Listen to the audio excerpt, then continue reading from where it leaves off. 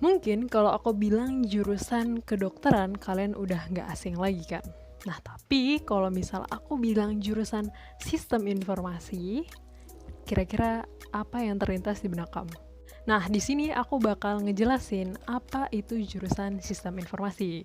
Terlebih lagi buat temen-temen nih yang mau berkarir di bidang IT atau di bidang komputer, kebingungan nyari jurusan mana sih yang pas buat aku masukin gitu kan. Mau masuk jurusan teknik informatika atau masuk ke jurusan sistem informasi.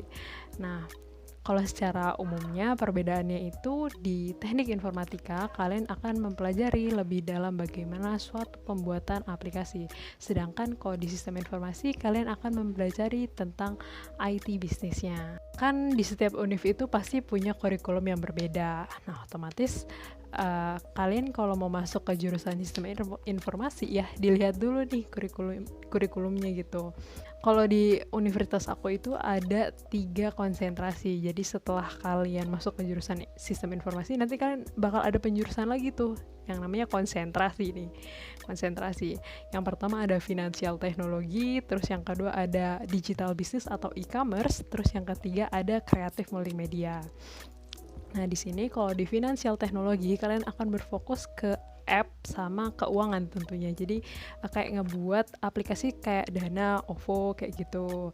Nah, kalau misal di digital business atau e-commerce nanti tuh bakal ada project itu ngebuat ya bisnis digital ya otomatis. Nah, dan ini akan berfokus ke website. Nah, kalau misalnya yang ketiga ini ada kreatif multimedia. Ini bakal berfokus ke AR atau VR gitu. Augmented reality atau virtual reality gitu.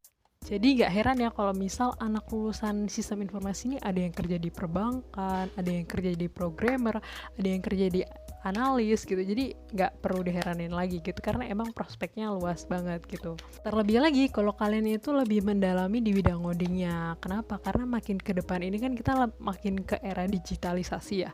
Otomatis kan orang-orang pada beralih nih ke teknologi. Nah, otomatis peluang kalian tuh makin gede dong. Bahkan di industri manapun itu sekarang tuh membutuhkan yang namanya teknologi, apalagi untuk pengembangan website kayak gitu. Nah, kalau di teknik informatika nanti kalian bakal fokus ke ngodingnya. Kalau di sistem informasi kalian bakal dapat ilmu bisnis dan juga ngoding. Nah, terus gimana nih kalau misal gak bisa ngoding nih masuk jurusan itu gitu?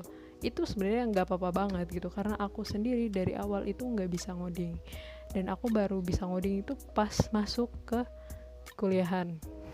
Tenang aja teman-teman, kalian itu nggak bakal ditinggalin gitu karena dari perkuliahan ini kalian bakal mulai dari awal even nggak bisa nanti juga bakal bisa gitu karena aku sekarang ya lumayan bisa lah, kan aku masih semester 2 jadi masih ada step-step lain yang harus dikejar gitu.